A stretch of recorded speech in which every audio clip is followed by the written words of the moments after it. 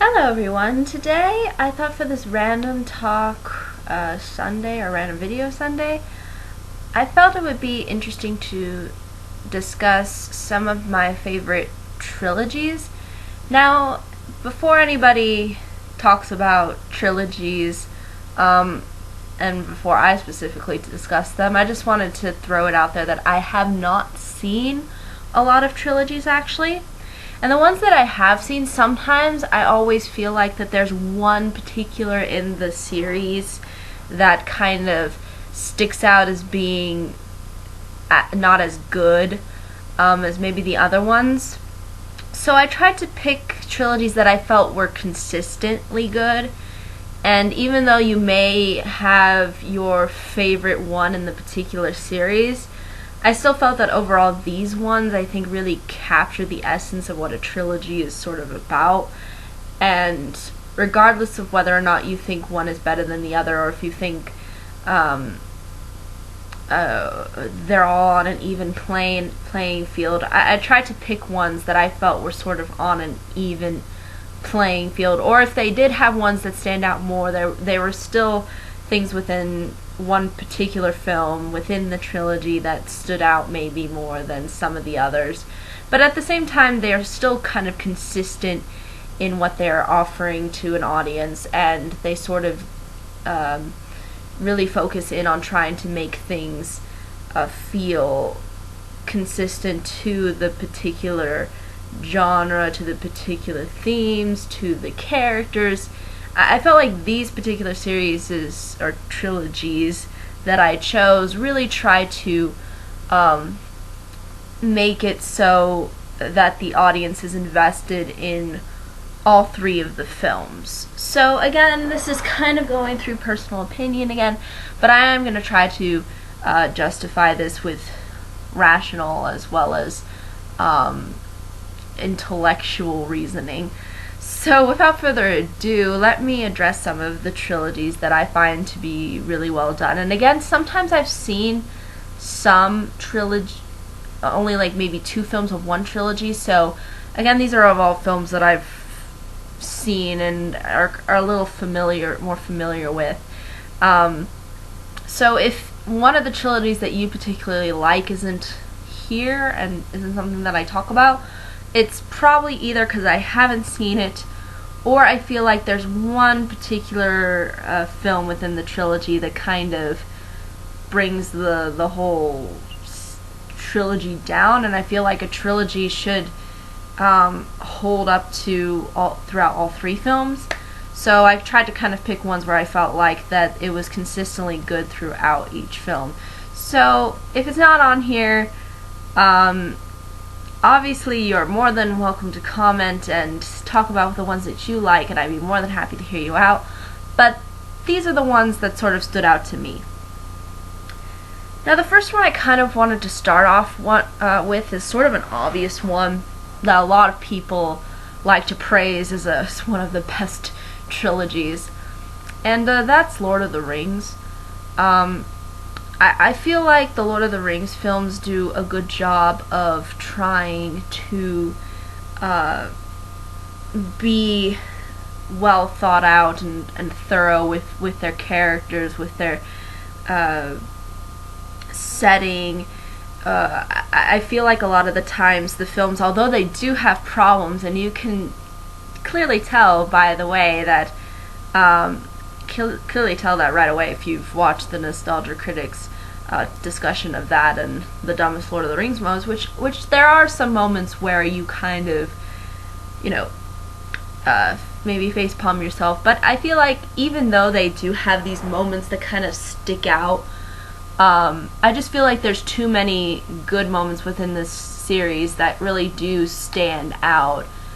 And it seems like that Peter Jackson, the filmmaker, was really trying to bring these characters to the forefront, and he was really trying to make the story big and grand.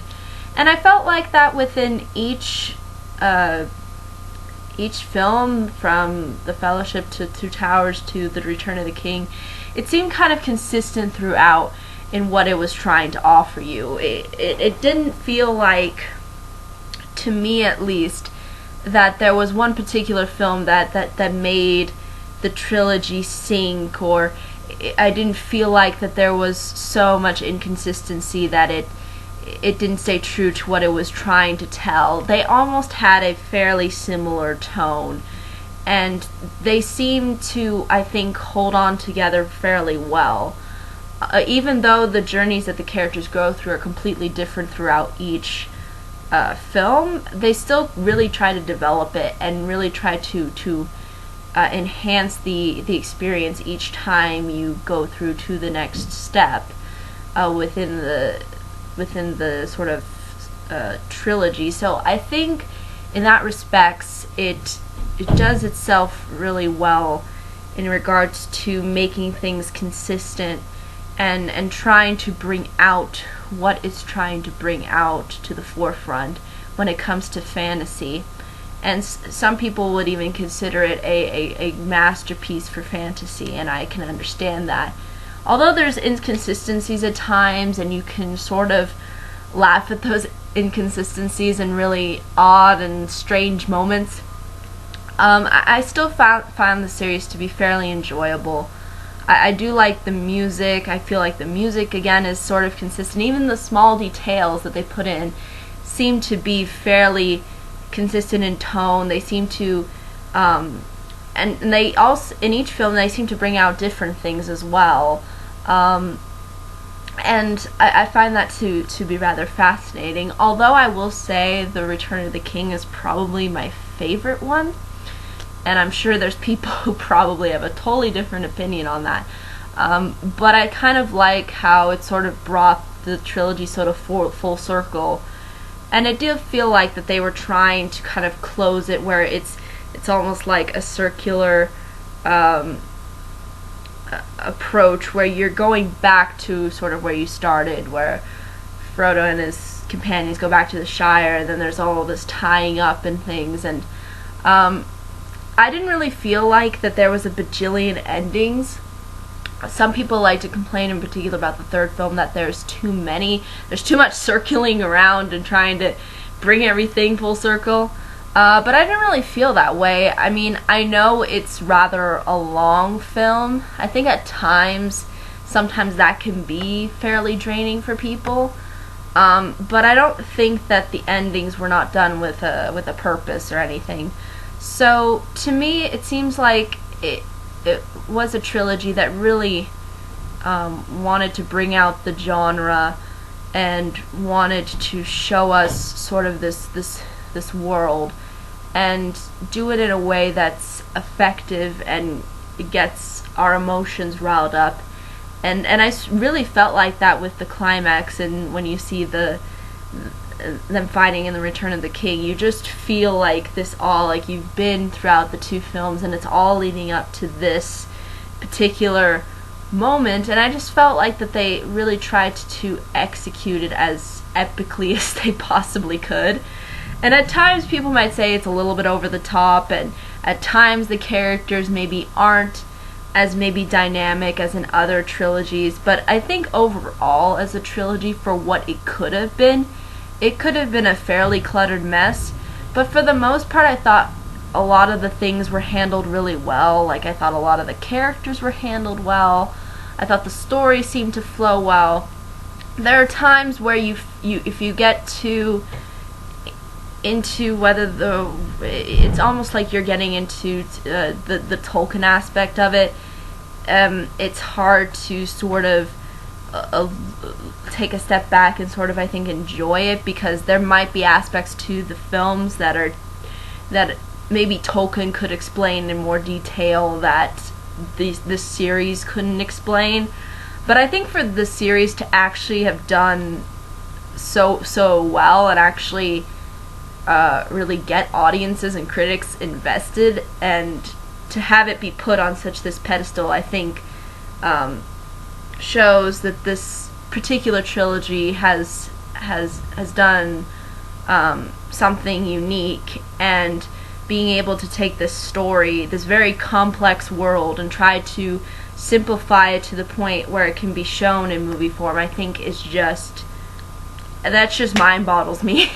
So I think definitely props have to go to all the people who were involved, and you could tell that they were really passionate about what they do.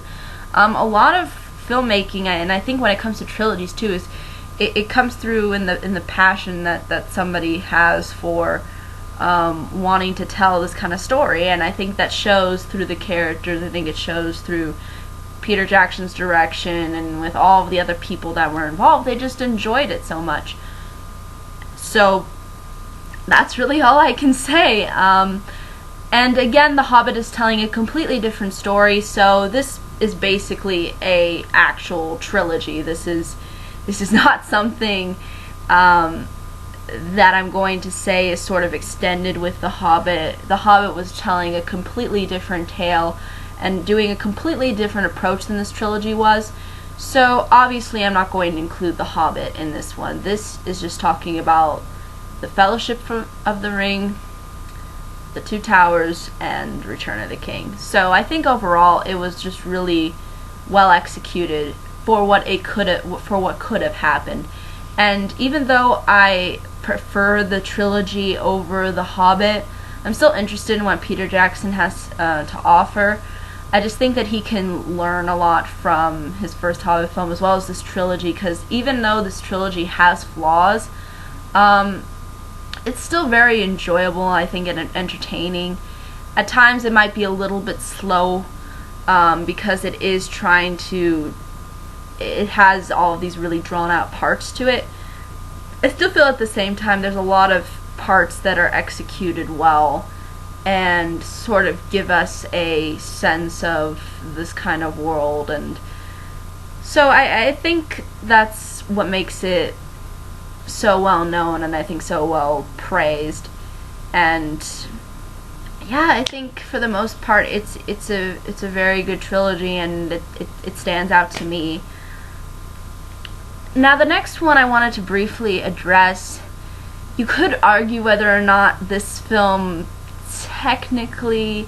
series is technically a trilogy, since there was a fourth one that did come out that I just talked about a week ago. The one that people don't really like to put in the trilogy because it came so many years later, and I thought to myself, this really wasn't, it was almost like trying to tell a different story. It didn't feel like it was consistent with the trilogy, and I don't think that's what the director was really going for.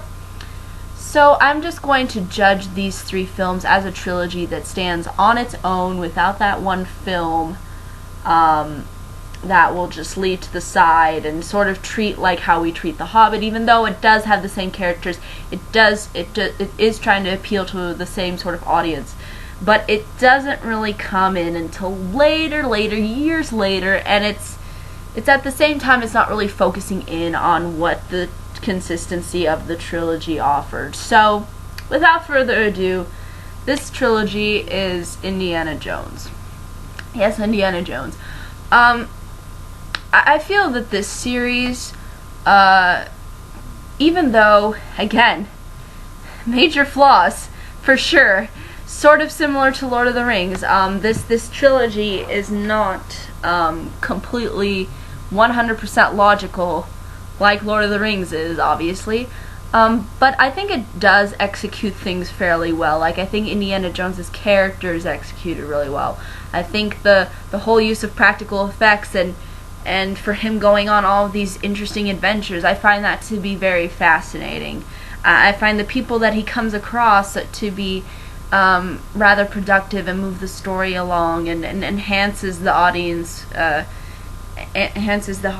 audience's interest, and the whole plots that are, and the way that they are structured, I think are all sort of unique in their own special way, but are executed in a way that's entertaining and gets the audience sucked into where Indiana Jones is going. And each legend is unique, you know. It's not like Lord of the Rings where it's trying to tell a whole story and just kind of branch it out and put it full circle. This trilogy is a lot different in that it's just trying to tell these various stories that this particular person named Indiana Jones undergoes. And I feel like the first film, Raiders, was a little bit more trying to expose us to Indiana Jones, because again, he is really the main character that carries the series. And I think they did a well-sounding or well-fit introduction for his character, and we got a sense of the obstacles that he has to face, and you sort of see how it's enhanced in a different way in the Temple of Doom, where it's a lot more darker, and the tone is not really the same as the other film. And then you get to the Last Crusade, who's trying to take sort of, I think, a lot of these previous elements, but I think enhance them and actually make them better. And I think that's why the Last Crusade is probably known as maybe the best of the films. But it's these other two films that allowed for the Crusade, I think, to really be the standout film, because they could learn from these different tones that they were trying to go for with the first two. So really what makes a trilogy good, I think, is when it can improve upon itself, or at least be consistent. And I feel like for this one, it was trying to sort of take these aspects and make them better for the last film within the trilogy, and I feel like it works. I think it brings things to a nice close as well, with, you know, Indiana Jones just riding in the sunset with his dad. Even though it's not really necessarily a close to maybe like his adventures, it's sort of a close to the films themselves, and saying, yep, this is really a trilogy. And I think Steven Spielberg really wanted it that way. So in case you haven't heard, there was another film that came out years and years later called Kingdom of the Crystal Skull, which did involve Indiana Jones and did involve another adventure. But at the same time, Indiana Jones wasn't really the center focus, and it wasn't consistent in tone or in style like any of the other Indiana Jones films were. So I almost feel like it wasn't really trying to be an Indiana Jones film, and you can sort of see why if you choose to watch that one. But I still like to put this in a trilogy, because I really think that's how Steven Spielberg wanted it to end. And the other film that he made just years later is just kind of an after an after birth or something, because it seemed like that the film did not feel or have that same Indiana Jones aspect to it. So again, I feel like that this trilogy does itself well for just telling us these three different adventures and putting them all into different perspectives, like how the first one is just sort of trying to find an artifact, but then the other one is the second one that comes, Indiana Jones actually trying to help some people, and then you see in the third one how he's sort of trying to rekindle things within his sort of personal life with his dad. So again, you really do get different approaches within the film, but they're all consistent in that they stay true to the characters, they stay true to Indiana Jones, and they stay true to the idea of going on these kinds of adventures. So it seems like it's fairly consistent to be a trilogy. It, I think, holds up really well as a trilogy, and a lot of people just like it and enjoy it a lot. It has a lot of things going for it. So again, I think definitely a trilogy worth considering. And I consider it to be a trilogy because the other film came out so much later. So it's almost like I can't even count that one as even existing. So I still put this in as a trilogy. Now, the next one that I wanted to briefly address is the Bourne series. Now, I know some people have either maybe mixed feelings about this series, or like it or don't like it. For me personally, I feel like what I like about this trilogy is just it stays consistent to Jason Bourne as a character. I believe there was another film that came out a little bit after the whole trilogy they had set up. But again, it had different actors, and I don't even know if it was supposed to be the same character. So I'm just going to judge this again kind of on its own as a trilogy. It feels like for me why I like this film is that it kind of tries to be realistic. It tries to be sort of like this really in-depth spy movie, and we get a sense of Jason Bourne as a character and the things that he has to go through. And it does feel like too that it takes, the interesting thing about this trilogy is that it takes sort of a conclusionary approach, but sort of not in the same way as something like Lord of the Rings or something like Indiana Jones, where you feel like, oh, it is a resolution, it is an aha moment, a feeling of satisfaction. This trilogy ends sort of on it could go on forever, sort of like saying that, in Jason Bourne's life, there's still always that aspect, in that he keeps on going. So I felt like that was what the films were trying to do for the most part, is sort of go with this non-traditional approach. And again, they were kind of trying to go for a spy-like figure, like somebody like James Bond, but totally not traditional at all. Like, Jason Bourne's really not like the spy like James Bond is. He's a lot more, I guess, his character's put in a more grittier atmosphere. It's a little bit more, I think, American too, in the fact that Jason Bourne is a character that is American and sort of got himself into this kind of a program. Even though things do resolve themselves in particular, in certain ways, I think throughout each film, it does feel like it kind of takes this non-traditional approach. That's really different from the other trilogies, where we either see sort of a more continuation, or we see something go kind of full circle, or we do feel like that there is sort of a resolution. It feels like with this trilogy, it's sort of like it could, continue, like this whole spying world could go on, even if Jason Bourne isn't in it.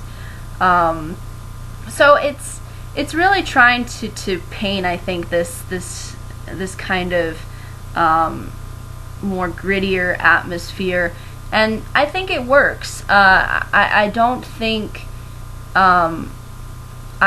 it's perfect, obviously, like, again, all the other trilogies that I've mentioned so far. But I like the fact that it is consistent, in that it doesn't try to be overly grand or overly overly, I guess, maybe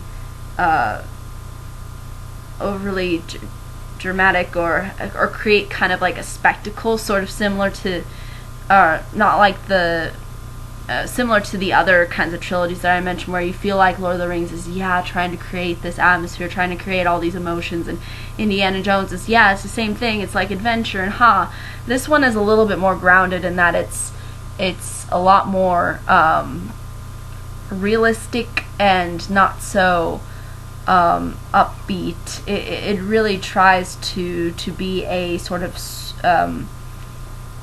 it tries to make you feel stressed while you watch it, because you're seeing Jason Bourne like going through all of these different things, and you just go, oh, okay, I feel so tense now. it really tries to not make you feel like, yeah, I'm going on an adventure and oh, there's obstacles and but everything's okay at the end. No, it's kind of it really tries to make you feel like this really it tries to bring about this really gritty sort of environment, especially with the camera work, the fighting and such. So again, I don't think it's it's perfect, but I still enjoy it for what it is, and I think it's executed well. So, and I feel like that it was consistent, unlike some other trilogies where I just go, yeah, that third film was just, or oh yeah, the second one was just, ooh, or yeah, it's just those kinds of things that I think make it difficult for me to pick out trilogies, but I think this particular one does handle things well and sort of executes them in a non-traditional format, which is sometimes really nice to see, and I think brings out a lot of things that maybe we more relate to in a 21st century context. So again, if you find that any of those films interesting, I definitely would consider checking them out. And I heard they're actually based upon some books too, so I don't know if the books may be better, but beats me. All I know is that they were written by somebody. But regardless, now moving on to a trilogy that people just love, like completely crazy love. Crazy love going on right here for this trilogy. And this trilogy happens to be called Star Wars. And I'm not talking about the prequels.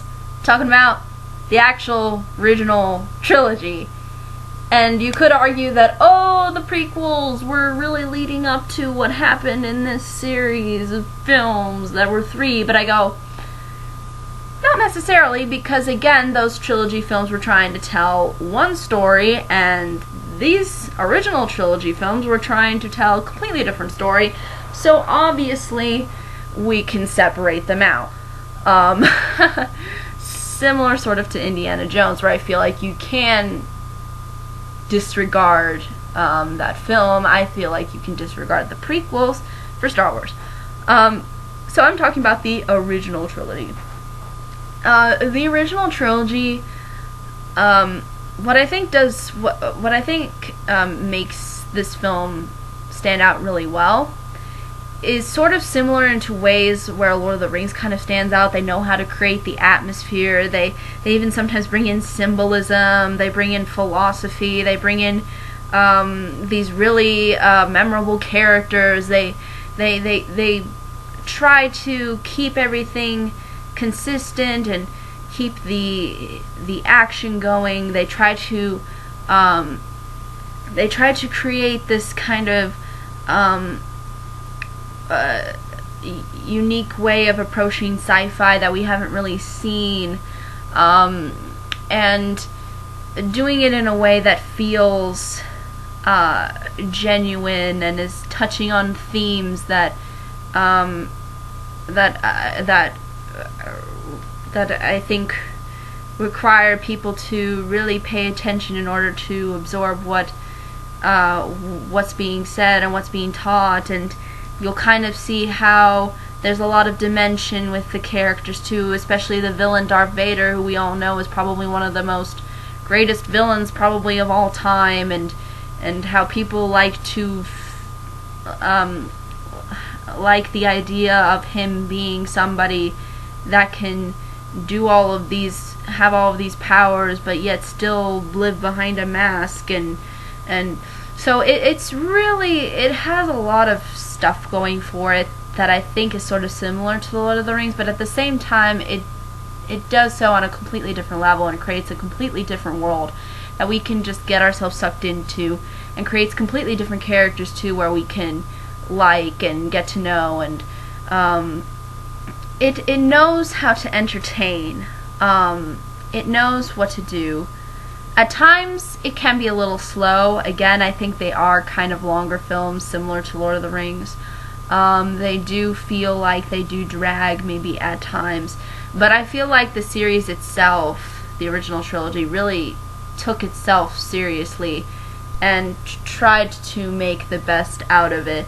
Now, you can argue whoever was behind the trilogy, but I think everybody that worked on this trilogy really wanted to bring out the best of it, and wanted to do things in a way that was unique and inventive for the time. And I think a lot of the stuff that they did was rather inventive, and they did try to make each film seem like it was trying to do this sort of similar thing with Lord of the Rings, where it's trying to go like this full circle, sort of like the hero's journey. You got these kinds of trilogies that do that, but it's how they execute them that really matters. And I think these three films really did execute them well, and that's why they're so highly praised and they're so well known. And we get all of these lines, and we get all of this memorabilia and all of this fanaticism around it, because it brings out so much that is so relatable to, I guess, our world. So again, it's consistent in that way. It knows what to do with its characters, it knows what to do with the atmosphere, it knows what to do with the effects. It has all of its tools set in sort of the right places. So really, I think that's all I can really say when it comes to this Star Wars trilogy, in that it knows how to give us a sense of having a different story, but at the same time having the story sort of go sort of full circle in a similar way that Lord of the Rings does.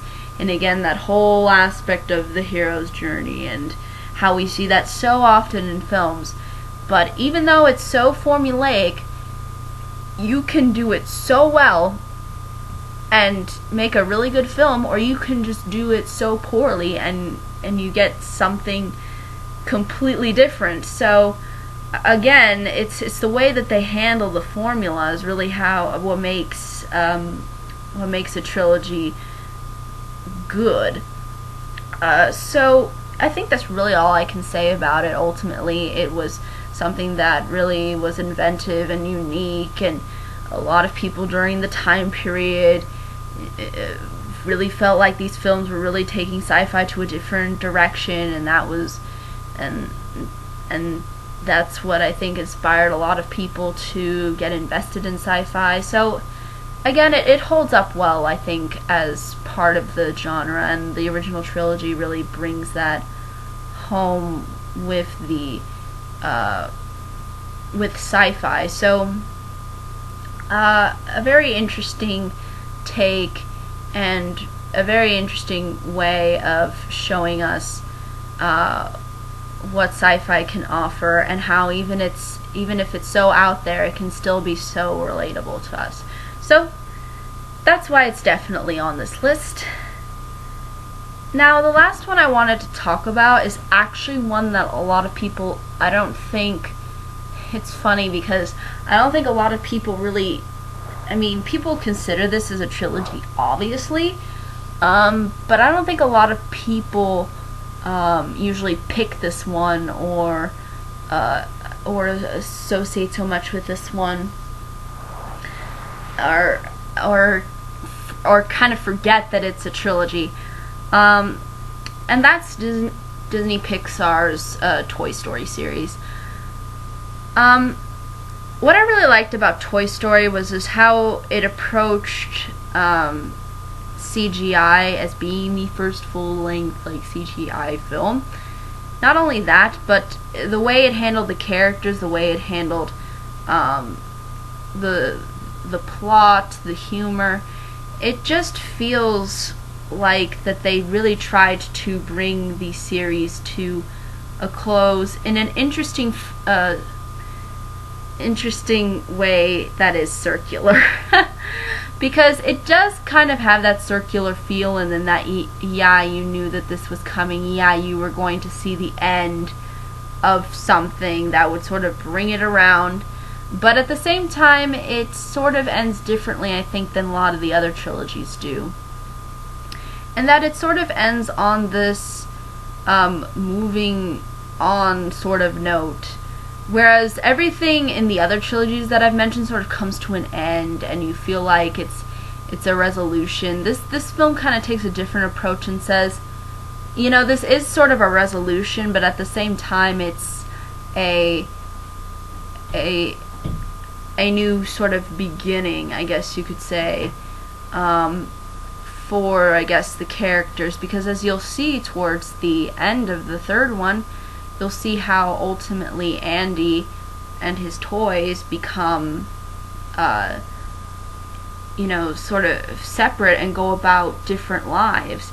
And I think when a trilogy can sort of take something and not make it feel like it's an ending, but sort of maybe a new beginning, I think that's very interesting and profound.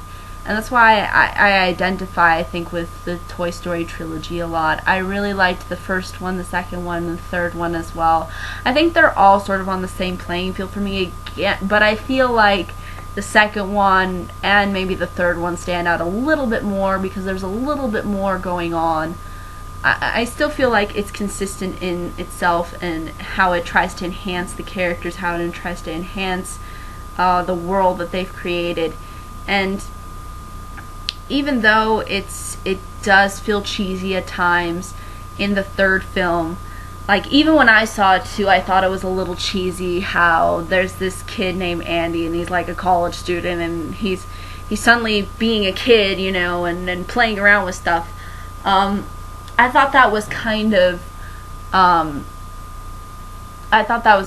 little out of place too, for a college student to do that. But I think had they maybe taken an approach where it's only in his imagination that he's playing with the little girl or something like that. At least that's the way I like to see it, even though I don't think that's the case. I'm sure it was, like, he actually did play with the dolls. It's really emphasized that he does play with the dolls at the end. But at the same time, even though it has these little cheesy-like moments towards the ending of the whole sort of trilogy that they've created, it really brings itself to I think a close that's rather unique in that it's sort of like, you know, it's the end, but it's okay because there's always another start, there's always another path, there's always somewhere people can go, and I really do see that sort of with the toys and how Andy's sort of moving on and the toys are moving on as well. So again, that ending I think just brings it out full circle. And then the second film was really trying to enhance this idea of what was going to lead up to in the third film. So again, and the whole first film is sort of setting up the whole story and characters and such. So really, it does what a trilogy should do. It should introduce us, it should enhance us, and then it should conclude. So it really has those trilogy-like aspects to it that some of these trilogies that I've mentioned don't really have. Like Indiana Jones doesn't really have this sort of trilogy. Like you feel like the adventures could go on, but it's sort of a nice end to say, hey, you know, this is sort of representing the end. But in these particular three films and the way everything leads up towards the end, I feel like that they were trying to make it this series of films that would sort of take these aspects and sort of tell a beginning, a middle, and an end. And I think that's really interesting and profound. So really liked the Toy Story trilogy series of movies. And again, all of these trilogies that I've mentioned I feel are fairly consistent. Again, there's some trilogies that I haven't seen, or I have seen some trilogies, and then there's just one of the films that it's just not as good, or I don't think really holds up. But I feel like for the most part, these trilogies that I mentioned, they seem to consistently hold up. I think you can argue whether or not the Temple of Doom from Indiana Jones is a good film, but at the same time, I still think it has a lot of aspects that an Indiana Jones film would have, and I think it handles things for the most part fairly well. So I thought it was still as good as the first film, but again, I think the third still stands out the most.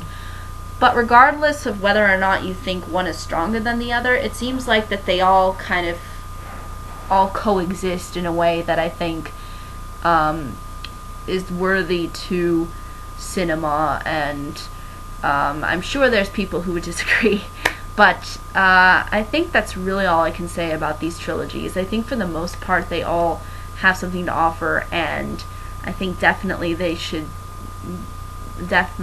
be shown to people throughout the ages, and I hope film does become sort of this kind of art form where we show years and years from now people film sort of like in a way how 1500s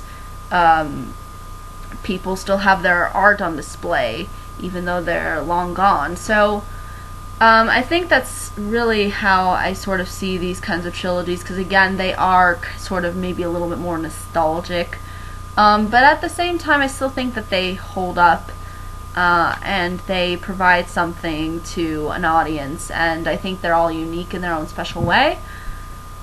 However, I think that's really all I can say about them. Any questions, comments, concerns, I'd be more than happy to answer them, but I believe that's all I can address, and until next time everybody,